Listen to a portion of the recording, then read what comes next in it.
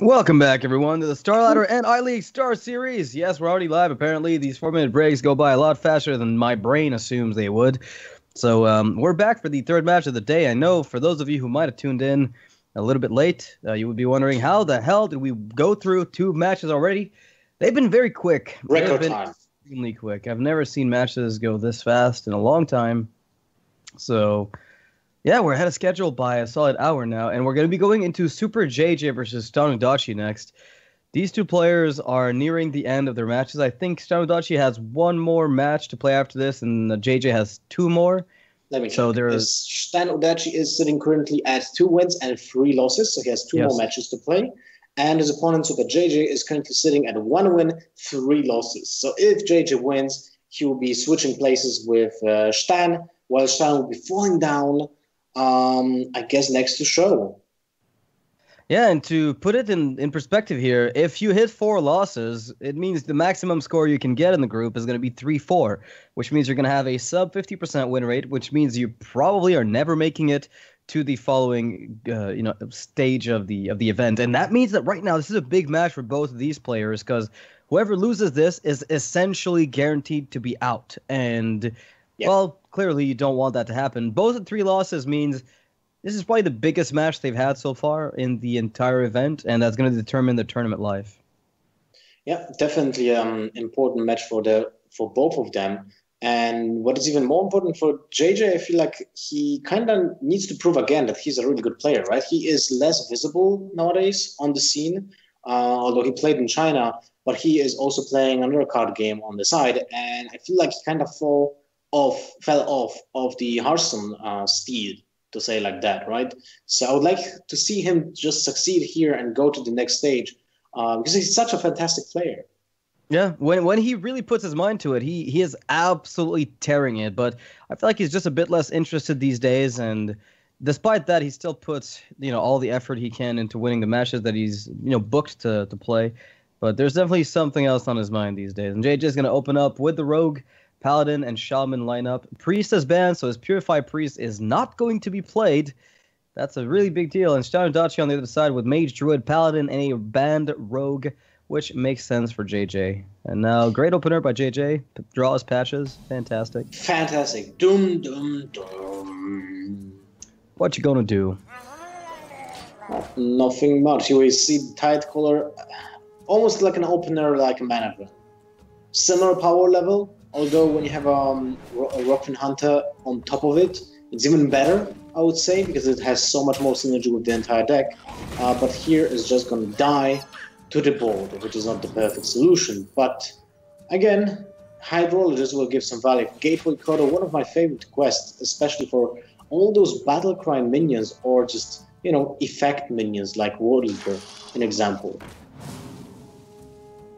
This is an interesting spot. JJ has the option of killing this Murloc before it gets the potential buff from the War Leader to then get a value trade, and that would slow him down quite a lot. But on the flip side, he's also looking at all these cheap cards and thinking, hey, I can play Sherazin and resurrect it right away as soon as it's done trading, which is pretty good value, because you can always buff patches with everything, draw yourself a card, use the Razor Petal on top. But again, value trade is not something you want to give to that opponent Murloc deck. So I'm not sure if you had seen that, but I think that was JJ's mother, and I'm 100% sure that she did put a sticky card to his head behind him that says, "Kick me." Oh, please let it happen. JJ, turn around, please. Turn for the camera. I just saw the hand reaching to his head, and it did touch the head. So I'm like 100% sure there was like a post-it note, It might have just been her gently rubbing his hair in motherly love. No. That's too rational. I much rather the kick me sticker. Sounds a lot cooler, definitely. I'll be that parent. Oh, you will? Oh, man. Lothar, come on. You have no idea. You'd be a much better father than you think. Have children, Lothar. Replicate. I'll have multiple, because I'm sure that most of them will fail the life test. Oh man, so you'll need multiple kids. Yeah. I see. to get one viable lawyer or doctor. Is Yeah, that how that's... it's like the natural balance. You know, you don't like you have a designer here that makes it like on purpose, right? So it's Gotcha. yeah. So you just like pitch 5 kids, one of them's gonna become a doctor, and you're good to go. Sounds about right.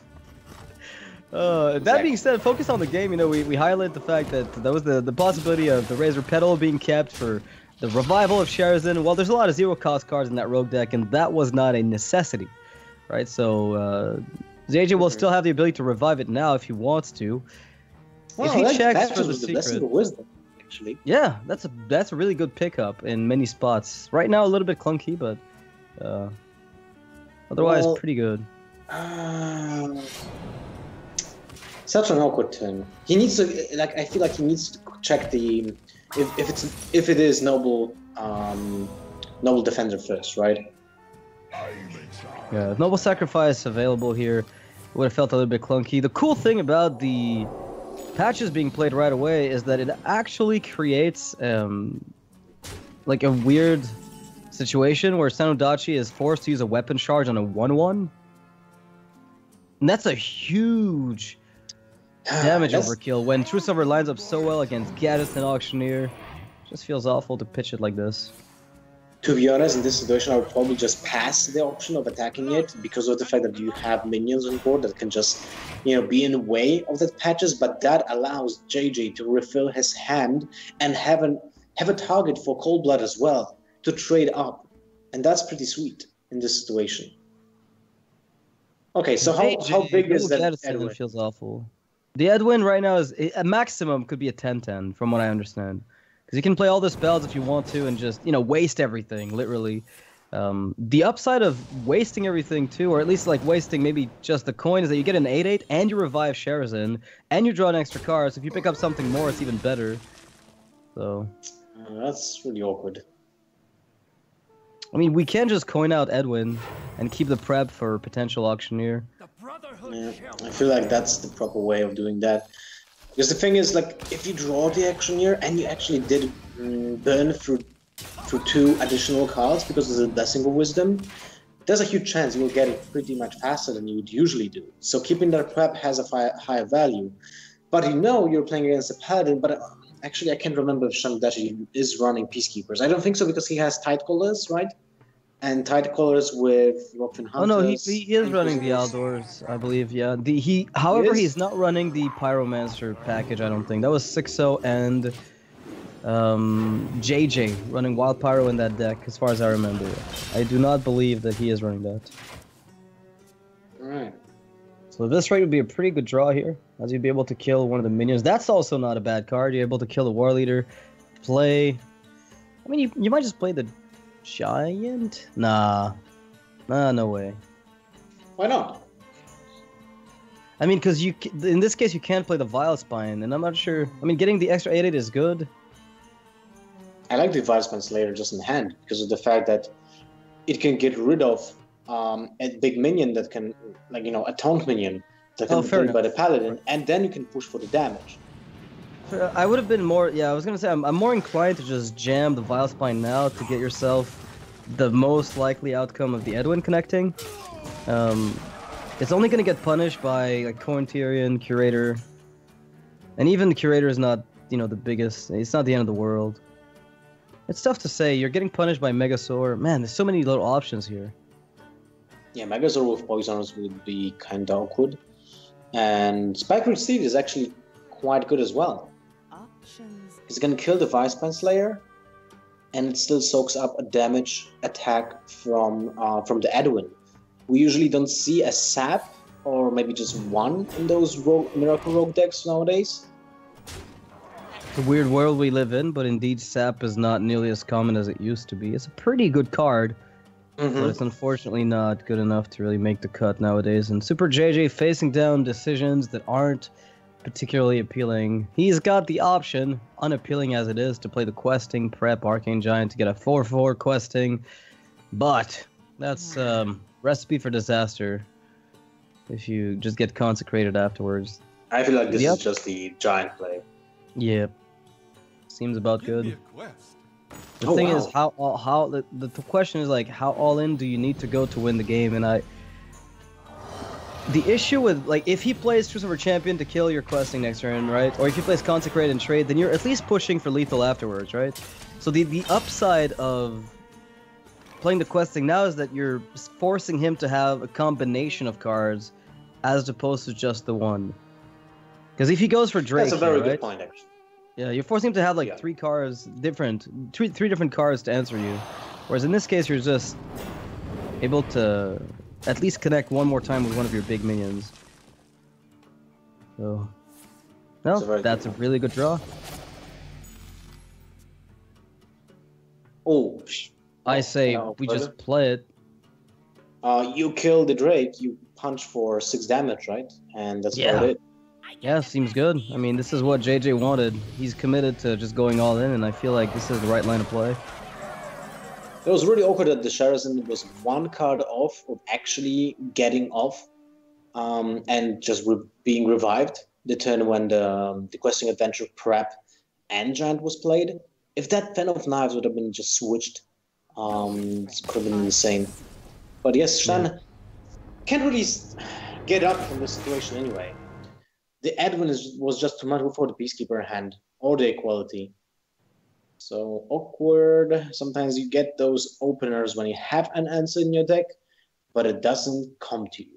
That's like the curse of control decks, right? Because control decks have the entire idea of control decks is that they need to have answers for a specific question that his opponent is making. So if they play an aggressive minion, you need to have an answer to a specific minion. So most likely like a removal card. In case your opponent has a weapon, you need either a taunt minion or a weapon removal. If those draws don't align with whatever your opponent is playing, you'll fall behind and you might have problems stabilizing, and in the process you will lose the entire game because you just didn't draw the correct answer to whatever your opponent is playing.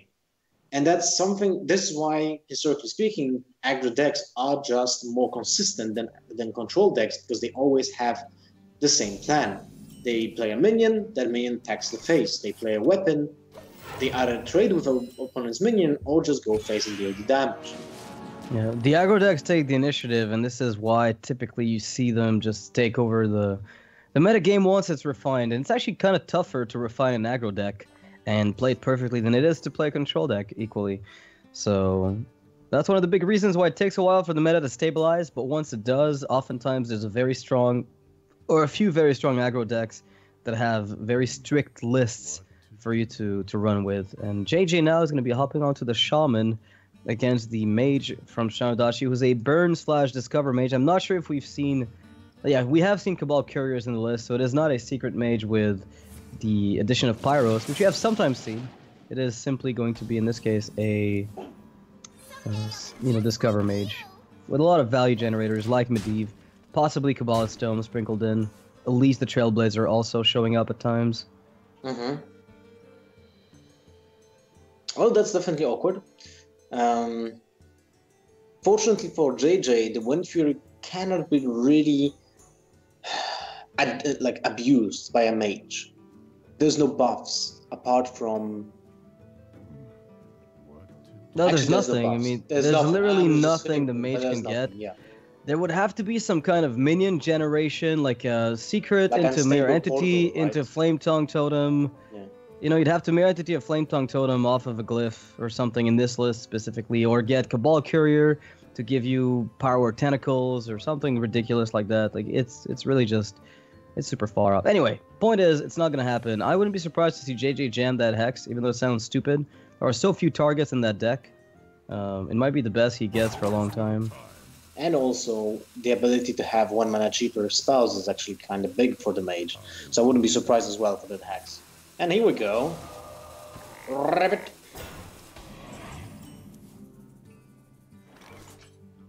ShtanUdachi gets his glyph. That his glyph could have been discounted, and the spell that he gets could have also been discounted had this minion stayed up.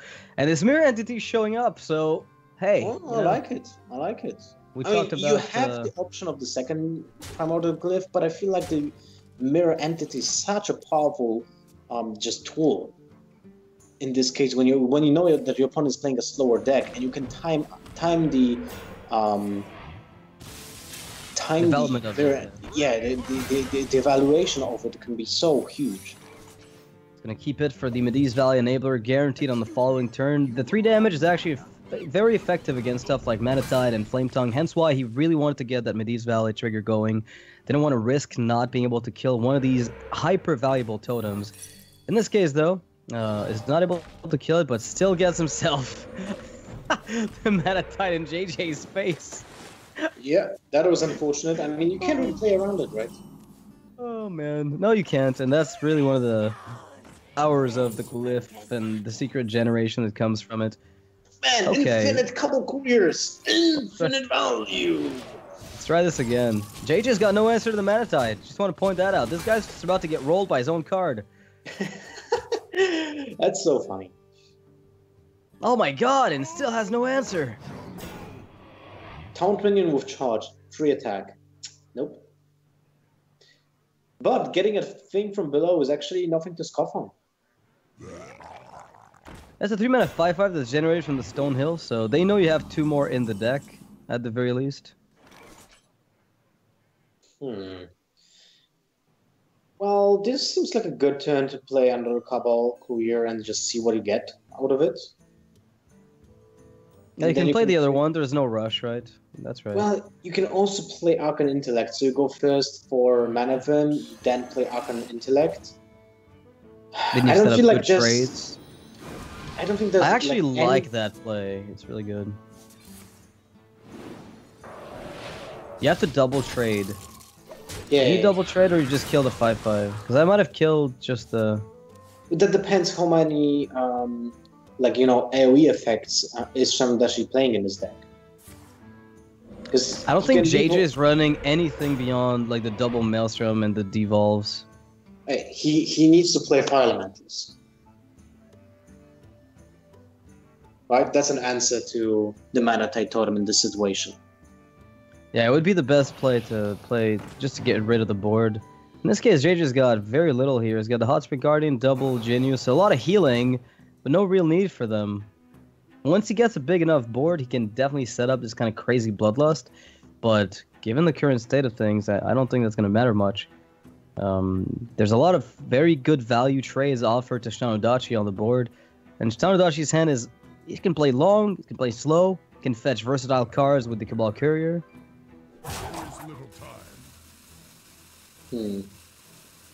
Still, that Mana Tide Totem, man.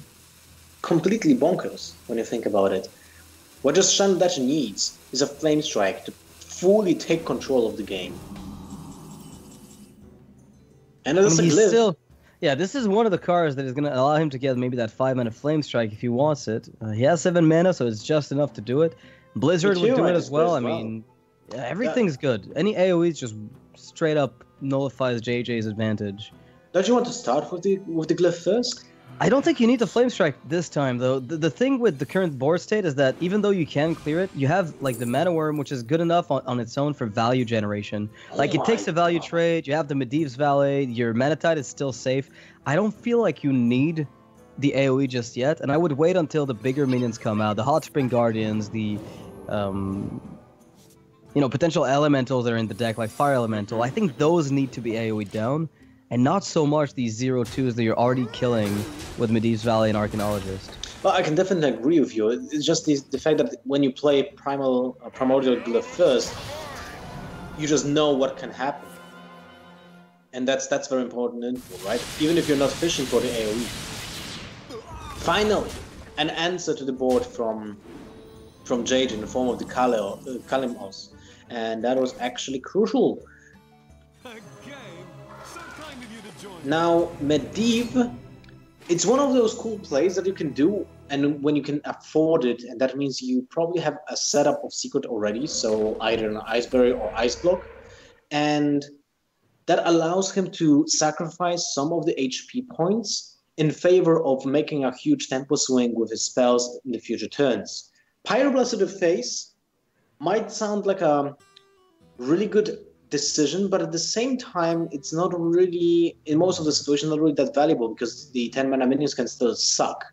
So, other option would be just to plan with burning his opponent's face, which is just Alexstrasza next turn because it's turn 9, and then you just use the Pyroblast to finish up the game so you don't count on the 10 drop, because on the turn after Alexstrasza you can just play Fireball and multiple spells to benefit from the weapon with every single charge. Alright, let's see what Shtan will do here. I still feel like Alexstrasza is probably the most optimal play here. Yeah, I feel like if you're setting up lethal, you've seen the Hot Spring Guardian, you still have to worry of the double Water Speaker, but you can still go in now. Like, you don't know, you can't assume he's going to be able to play all the healing. You know there is healing in the deck, but is there enough that setting up lethal now is not worth it? I don't know, man. You've got 2 ice blocks. I think you can just start the burn train. People are so, like, kind of afraid of they play very safe, right? Yeah, they play very safe, it seems these days. Look at that! He actually can trigger the Slitterer because he has a weapon and he can attack, so that minion can attack 1 time. Let's use that weapon charge to get ourselves an amazing... Oh, you know what? I'm thinking what ShtanUdachi is doing here is he's trying to clean up the board before so he's trying to like milk value from the weapon before it doesn't matter anymore. So if he goes for Alex now, he gets a big minion on the board and then gets to Pyroblast for a 10 drop. I think he's just trying to extract maximum weapon value before he goes off. But he would do that the same if he would just go off with Alexstrasza on the previous turn. That's the thing. Yeah, on paper it would have been... The thing is, it's a little bit slower because you're giving him a 5/5 to trade with. It's less safe. Yeah, but in this case, like, the Shaman will most likely develop the exactly same minions on the board. Like, if you kill one of those guys, doesn't really matter because there will be another one taking its place, very similar in value. So, not sure about the Alexstrasza on 10-10 instead of 9. It's still the same outcome, although Shtan has less health. Yeah, and a bit less burn too. He's used up the Pyroblast, so doesn't have the lethal setup anymore at the moment. The Fireball. He used the Fireball. Sorry, yeah, the Fireball, my bad. Yes. Doesn't really matter because it's still, whichever would have been used, it's still not enough damage, right? And the problem is, he only has 1 Frostbolt left in his deck and only 1 Fireball. And the board looks exactly the same like it was before he used the Fireball.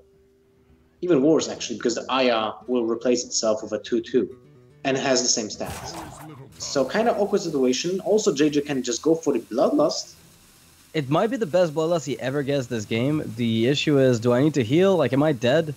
After seeing 1 Fireball, I don't think you are. But... Yeah, I don't think like you need to commit to the heal this turn because you just saw so much burn being used.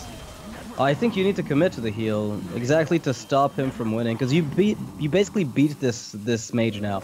This mage can no longer kill you, almost ever. It would take a lot for ShtanUdachi to get this win. Well, that's one of the pieces he needed. Definitely one of those. Fireball is a big deal, and now the Pyroblast comes out, summoning a 10 drop. Pretty average. Yeah, the 10 drops are awful, to be honest. Yeah. They don't even have like any special kind of effects, right? You can get a Deathwing that has a Death Rattle effect, and that's like one of the best drops, but at the same time, you probably don't have dragons in your hand, unless it's Alexstrasza, but you don't really want to take that out of your hand. Other than that, you can get the second Deathwing, which is just a basic 12/12, while minions for 9, 8, and 7 mana usually might have also some effect on the board. So the 10 drop is not really that appealing. And they will have similar stats. The 3/5 sitting there unusable, you can't attack with it. And it takes a space on the board. Yeah, that's kind of cute, I guess. It might soak up some random effects, and if that were ever a thing. Volcano. Actually, it's funny now, but there are games where it could matter. And Volcano. Oh, please no. Let's not go there. And that's a counter spell. It's going to eat up the Bloodlust. Didn't try to check for Jade Lightning. Realized that Flame Tongue represented more long-term damage, but I'm not sure if maybe not getting the Bloodlust here would have just been better. I think it wants to extract small minion value. Yes. Oh, interesting. I would have probably checked with Jade first. I guess the Jade Lightning is worth more board development, and he's considering it more interesting or more likely to win the long game. Can we get Blizzard? No, we Well, can't. there's another fireball. That's 12 damage represent in the hand, and Cabal Courier can also give you damage. I hope he's gonna start going face with these spells. Okay, there we go. He goes for it. I like it. That's a decision that you have to do at some point in the game. That 'Cause you're freezing not- potion, though, man. Ouch. It's kind of sweet. It gives you a chance that you're not getting any damage to your face instead. Another heal.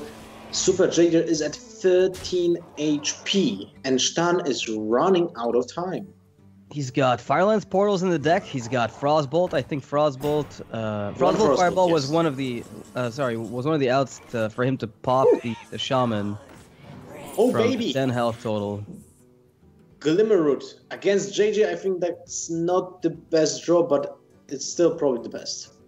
It's the best you're gonna get for sure at this game. I don't think there's anything better in your deck. And if you pick up second Jade Lightning, then you have face damage. I think both Jade Lightnings were used. Wait, what I'm talking about? They can still be picked up, right? If they even were used. Right, they're going to be if it's whatever started in the deck, so you can pick up cards that have already been played with the Glimmerroot. So that's a consideration ShtanUdachi is definitely lining up to. So he's got the second block. He can play it with Medee's Valet for maximum damage. You might consider going for the RNG missiles, try to get the maximum pings. Ooh, oh my my god! You've got to be kidding me! And that's a lethal setup with the Medee's Valet next turn. What? Jesus. These Russians, man. And that's game. Yeah, Medee's Valet takes it. Just straight up does. Dark Arcane Missiles, 2 damage to the face with a full board. Please play the book. Play the book and just Get show. a fireball. Oh, JJ Salt would live on for days. And JJ is gonna fall down to exactly the 3 damage the Valet would deal after taking 2 missiles to the face. With 7 minions on board, that's unlucky. That's really unlucky when I think about it. That's Hearthstone. 1-1. 1-1 between JJ and ShtanUdachi. And that will conclude the second game. Now we're going into the next one. Shtan, just to remind you guys, has a 2-3 score in his group, while JJ 1-3. So he's 1 game behind his opponent right now. And both of them are battling for the life in this tournament, essentially. Because as Noxious said before, if you have 4 losses, that means you have subpar win rate because it's below 50%. And that means, most likely, you're not going to do anything more in this group stage. All right, we're gonna see the Druid versus Paladin matchup. A matchup we've seen repeatedly in this event, clearly. But the Paladin, as we've always said, is definitely favored, given the fact that it goes super wide on the board, super quick. Druid struggles to remove the buffed up Murlocs. In this case, though, the Innervate pickup with Fandral is going to give him some staying power, has the follow-up with Wild Growth, so he will have, he'll be able to keep going after this, even though it seems like you're kind of starving yourself for resources. Kind of do, but at the same time, that Fandral actually ate a lot of value. It's already worth 2 cards, so the same as the value from the Innervate, and you still have a card on board. So it doesn't look bad, but at the same time, you did lose the potential value out of Wild Growth on turn 2. Oh man, that Feral Rage is just a nut draw. Allows the Fandral to still be alive, pushing for damage, and getting out also the additional value out of the ammo pack from the Feral Rage. That was actually pretty sweet.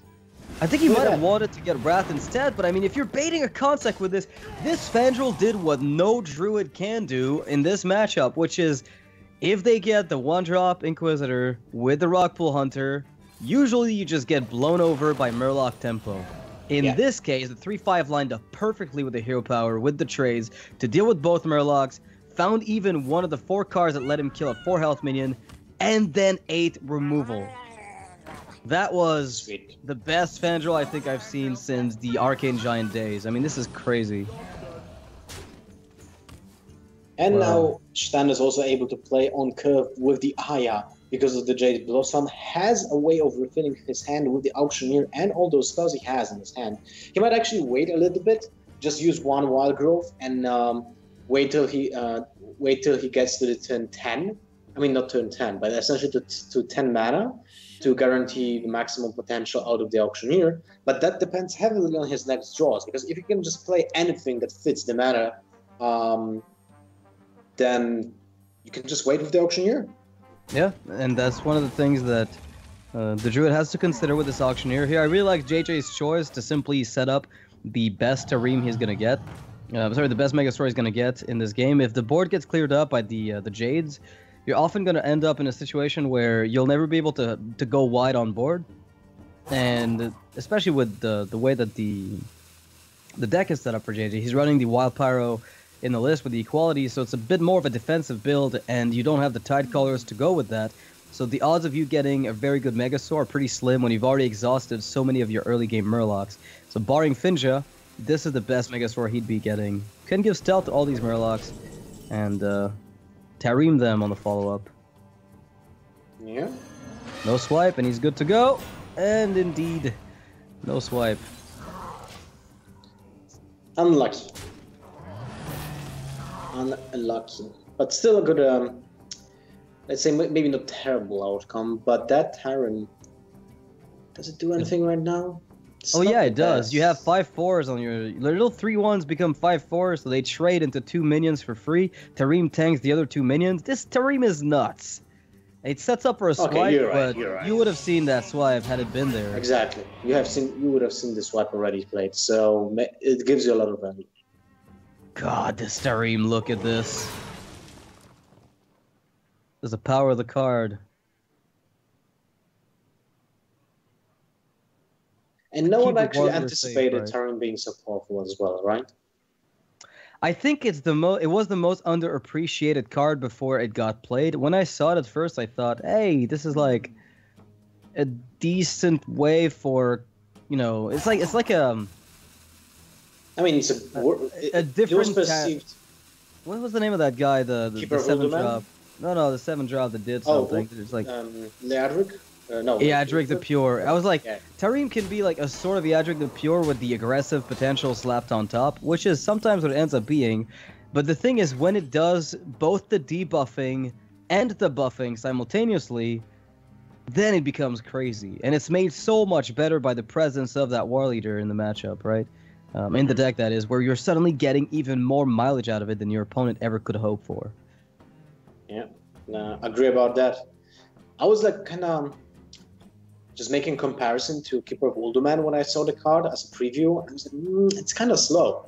Keeper of Ulduman is faster. It had seen play, so it's a good effect. But can you afford to play a legendary that is just so slow and needs a setup, right? But at the same time, it's such a, just, let's say, versatile card. It can be defensive, it can be offensive, it can guarantee you better trades, like in this situation with the War Eater. It's pretty nuts. Yeah, it's more flexible than I think a lot of people had anticipated, which is the reason why basically every Paladin runs it. It's just that strong. And JJ now, got answered with probably the best that ShtanUdachi could muster in the deck, given everything. He's set up for really nice, he said a Wild Growth, play 1 for the mana, accelerate your turn 10, get that Auctioneer ball going, start drawing cards with the excess mana. That means he's going to be able to draw upwards of 4 or 5 cards this turn, which is precisely what he needs to start doing to get the Jade. If he doesn't get to those Jades, he's going to fall behind really quickly. And he has a decent turn next turn as well. Second Auctioneer with those spells. Not looking terrible, I would say. Feral Rage and the Earthen Scales adds on top of the Auctioneer 2 cards and make the Auctioneer 5/5, which is not that easy to remove. Although in this situation, when the Ragnar's gets the value again, we have seen this today already. And the Mage was pushed to use the Power Blast on that dude. That Ragnar's is definitely oppressive in this situation. Like, how do you deal with this guy? Yeah, you have to set up a few turns to just kill it, but every single time it heals something, if it heals itself, you're back to square one. If it heals another minion, you're still back to square one. So right now, what ShtanUdachi is trying to do is maximize the amount of damage he's got, the amount of presence on the board, in order to set up a Feral Rage swipe that might make him come back. There's no guarantee that that happens, though, which is really the unfortunate problem. The more minions are damaged, the less likely it is that Ragnaros hits the right target. And that is what ShtanUdachi is setting up. Just maximizing the odds in his favor. Yep. Alright, let's see what will happen here. How about Hydrologist into Wicker Flame? You could go Tyrion and just trade into the Drake, but it just feels a bit too awkward against Swipe, because you're setting up 2 minions at 1 health, which is a very good setup by ShtanUdachi, but JJ is going to know about that. So many cards were drawn, there's got to be a Swipe in there. Even play into second Drake. Would even play into second Drake if he did that. Okay, we see the secrets. This is pretty important, actually. Redemption. Okay, here we go. JJ is going to go ahead and set up the only minion that can die this turn. The first minion that dies this turn is likely to be Ragnaros, left at 1 health, if there's a swipe that comes out. So JJ here is trying to maximize the odds that the Ragnaros Light Lord is brought back. Has a chance to heal itself. That could change the game. And it does! My God. Okay, this is like the value that get out of a really unlucky play last game. And I mean Arcane Missiles, right? This is what you get in return.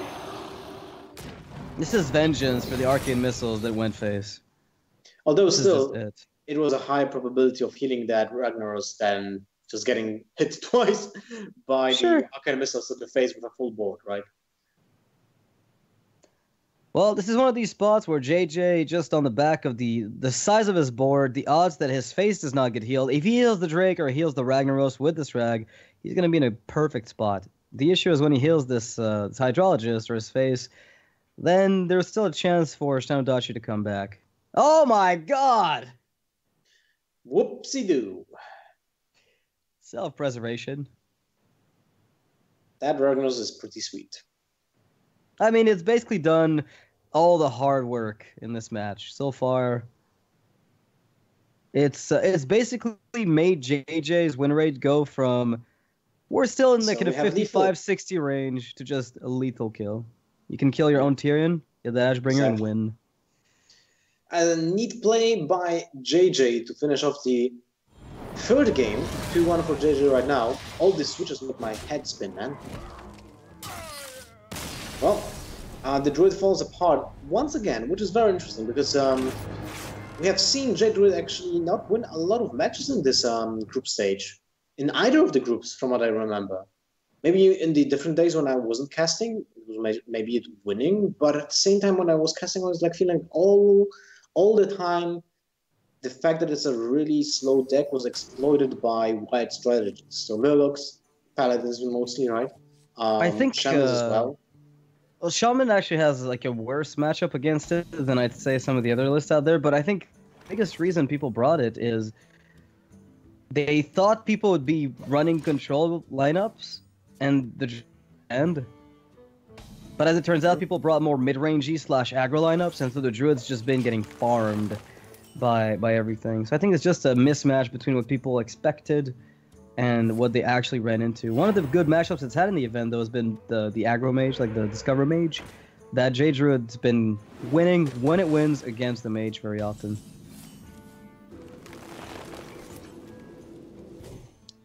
This Shaman hand, though.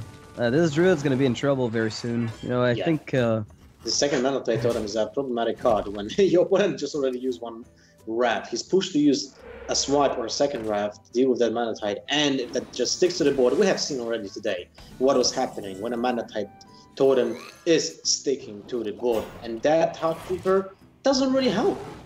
Like, it's only one attack. It's only one attack on your turn, not going to kill the Mana Tide anytime soon, and JJ's even able to protect the Mana Tide Totem with Thing from Below if he wants to, which seems to me like a really, really solid play against a 1/5. Lines up perfectly for the trade. Is real. Alright, we're gonna have to play that Drake right away. Feels bad, but you don't have the luxury of waiting here. Tempo Hex into Jade Claws, that's a possibility. Yeah, I like There's that, the to be up honest. trade. I mean, this is just beautiful. And Healing Totem as well. That is nuts. You can take your arcane missiles. Whatever, man. I'll just do this. Oh, ShtanUdachi with a draw that might change the game. We're talking about card advantage being firmly in JJ's hands, but this might tilt things back around a little bit. Guess to develop the Jade train started a little bit late, but better late than never. Still, drawing 3 cards is pretty nuts in this situation for a Druid, which always falls behind. And that Gadgeton needs to be dealt with. And we just saw a Hex. So I wouldn't be surprised to see it devolve this turn. How about Fire Elemental, trade away your 5/4? Is that ever better? I don't think so, but I'm just pondering. The problem, like, if you place Devolve, the Jade Claw actually has promised to be played. You're right, yeah. And you still manage to have a 5/5 on board, which will get some damage after the trade. But it's so just convenient, right, to have those minions on board. JJ opts for the Fire Elemental instead, which builds a very practical board anyway, and keeps the Devolve for what in this case? Because that's what I'm thinking. When do you want to use Devolve in this scenario, when your opponent already used a Auctioneer? Yeah. Yeah. That's about the best target in the deck. So that's about it. I have Blackball, maybe a protected Fandral, because I think the big deal is when you can't reach the Auctioneer, that's when it's a problem.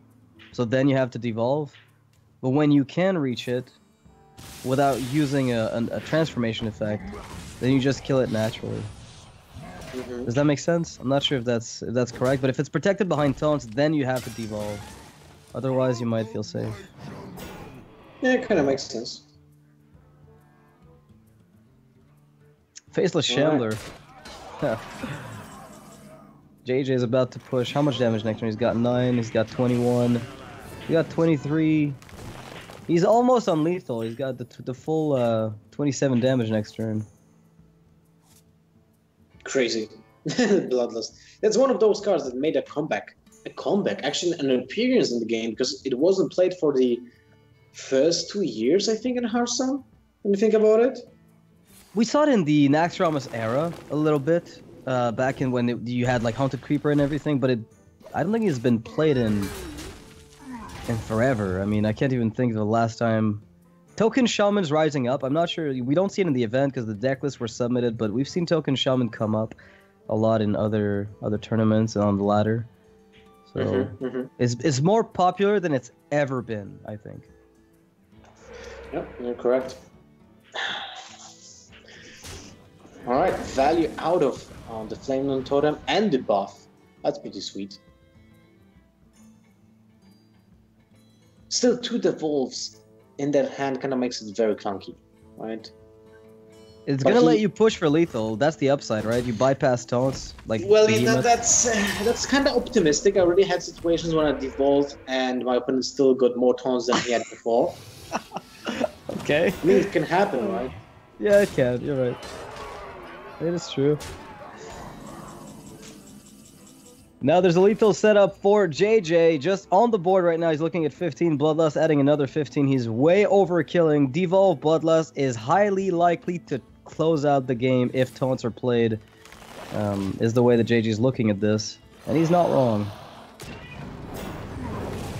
And now we've got 19. There's still a lethal if Devolve gives a non-taunt, right? Because there's 10 on board. Yeah. And then you're pushing the 10 extra and 9. 9, that's 19. Yeah. Are you one off? One off, because there's no way of dealing at 1 additional damage. So that's kind of awkward. I feel like you just might build the board, just sacrifice Fire Elemental. You might... Just, yeah, I mean, you could... You can just heal it, though, first, before attacking. And then push for the damage. Okay, so if I were to do that, I would play Jinyu, trade, and then re-heal it. The issue is now you Or might lose maybe Flame Tongue to you swipe. can go It's not- Jinju Shambler attack. Shambler probably will not get a better target than this anyway. Yeah, you're actually correct here. That would be an 8-5 guaranteed body size. Yep, very good point. It's probably the most damage you'll ever push, in fact. God, the damage output is ridiculous. That Shambler's looking disgusting. It looks like he's just gonna heal it Second twice. Yep. Huh?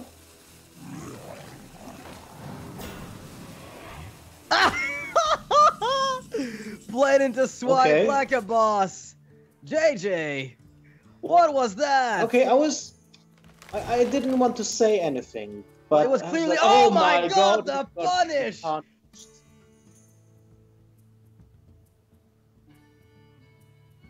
Man, JJ, why do you do this?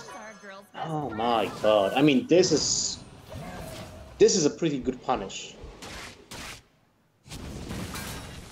And this Such a mistake. this is one of the rare times you actually see a massive punish for a misplay. Hearthstone usually sometimes you get a lot of leeway, right?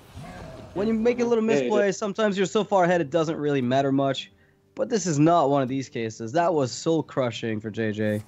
He's still not out of the game by far, but he put himself into a lost spot potentially, or he could have just locked the game out. Yeah. Ugh. And another swipe. He had this game in his bag, practically. Yes. At least it felt that way. It might have been exactly accurate, but it definitely felt that way. Now, if you devolve Bloodlust, you still win, I believe, right? Because you've got 10 on board, you've got the 19 lethal. So if devolve has no taunts, you just win straight up. With you, I really don't see the numbers right now on the screen. Oh, it's blurry. All right, you got the same problem I had earlier. You got to rejoin that call. And Bloodlust is gonna set up exactly lethal here. No need for the Jade Lightning. It's exactly 19, and JJ's gonna win anyway. Despite the punish, still made it out of the game. No justice, but it was very close, and JJ got a small heart attack. So maybe that was worth it. It definitely made us question ourselves: are we dumb or something is wrong? Does the right? Faceless Shambler copy the base stats? Did I miss something about the way the card worked? I assumed maybe- he was gonna play Jinyu number 2. I was 100% confident. I was like, maybe I just don't see the exact numbers, and there's a second target that is just better for the Shambler, but I was just 100% sure there's only Fire Elemental. And wow, if that would actually make JJ lose that game, and in process he would have just lost the entire match, I think he would have just never forgive himself, because the stakes are so high, right? Right. I mean, this is his tournament life on the line. If he loses this and then loses the following match, he just loses. And he's not making it to the next step, which is the last chance at the very least, and possibly better than that. So JJ makes it out ahead, and ShtanUdachi is the unfortunate player who is going to go with the 4 losses in the group, which means he's effectively knocked out. He's going to get more matches to play to potentially steal wins from opponents, but I don't believe there's any chance for him to advance any further than he has so far. So we'll be taking a short break before we come back with the next match. It's going to be Kolento versus Stan Sivka, 2 extremely strong players. Not doing the best in the Kolento's not doing the best of his group. Stan Sivka, on the other hand, doing fairly well with the lineup that he brought. Purify Priest is among them, and as usual, I want to see some of that Purify Priest. We'll be right back, guys. Don't go anywhere.